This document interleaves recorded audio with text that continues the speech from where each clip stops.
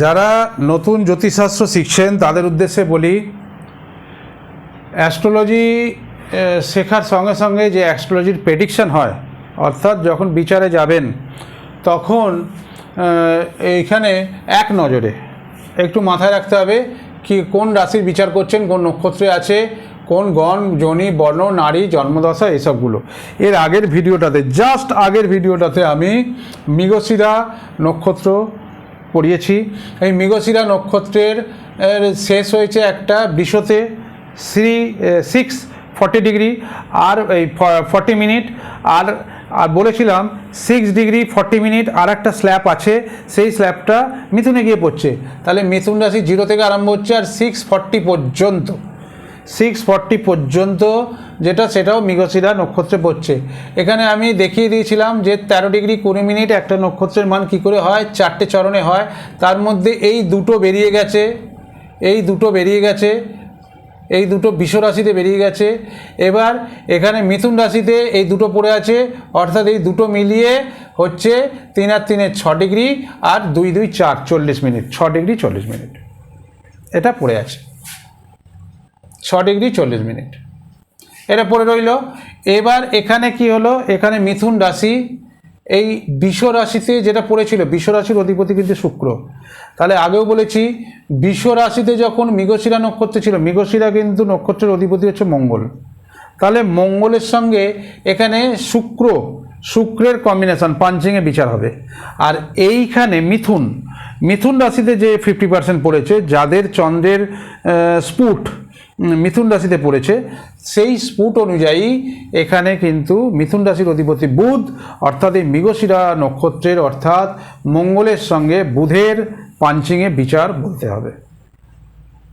বা এটাও আমি আরও কীভাবে বলবো, আরও ইজিভাবে বলি, এই দুটো প্ল্যানেটের ফ্লেভার পাবেন।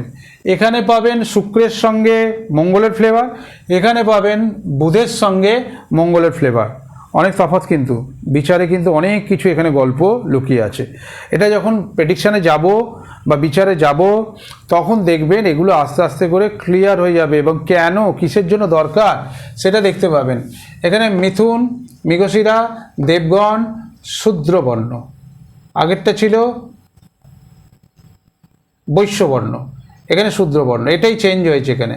আর মধ্যনারী, সর্প যোনি, আর এখানেও মঙ্গলের দশা জন্ম, অর্থাৎ মৃগশিরা নক্ষত্রে জন্মালেই মঙ্গলের দশায় জন্ম হবে।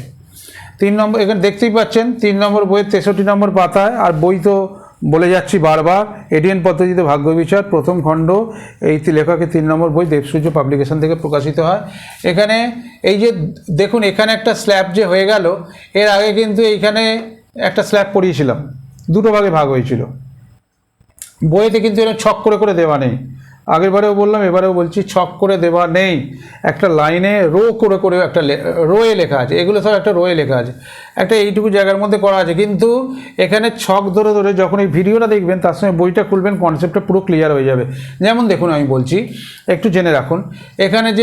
এখানে আগে একবার ভেঙেছিলাম 3 নম্বর নক্ষত্র, অর্থাৎ রবির নক্ষত্র, কৃত্তিকা নক্ষত্র, এখানে 1 পাত পড়েছিল, এখানে 3 পাত পড়েছিল। মৃগশিরার বেলায় আবার এই বৃষতে 2 পাত পড়েছে, এখানে 2 পাত পড়েছে। তাহলে টোটাল এই যে মৃগশিরা রবি, তাহলে রবি, মঙ্গল আর বৃহস্পতি, এরা একটা করে তো জায়গা নিয়েছে, আর একটা করে জায়গা এক্সট্রা নিয়েছে এরা, এটা মাথায় রাখবেন, এক্সট্রা নিয়েছে। এটাও আমি পরে পড়াবো, এটা অন্য পেজে আছে, এটা 7 নম্বর বইতে আছে, এই ভাগ্য বিচারেরই 2nd খণ্ডে। তবুও আমি এখন থেকে কথাটা উল্লেখ হলো বলে এখানে বোঝাচ্ছি বলে বুঝিয়ে দিচ্ছি, সেটা হচ্ছে একটু মাথায় থাকলে পরে এগুলো কাজে লাগবে। তাহলে এখানে হচ্ছে 3টে, এখানে একটা এই মঙ্গল আর বৃহস্পতি, যখন বৃহস্পতিতে আসবো 7 নম্বর নক্ষত্রে তখনও দেখবে সেটাও দুটো জায়গা নিয়েছে, অর্থাৎ প্রথম 120 ডিগ্রিতে 3টে তো 120 ডিগ্রি আছে, 120 ডিগ্রি, 120 ডিগ্রি অ্যান্ড 120 ডিগ্রি, তাহলে 360 ডিগ্রি। তাহলে 120 ডিগ্রি একটা এখানে শেষ, একটা এখানে 19-এ শেষ, এই 19-এ আরম্ভ আবার একটা।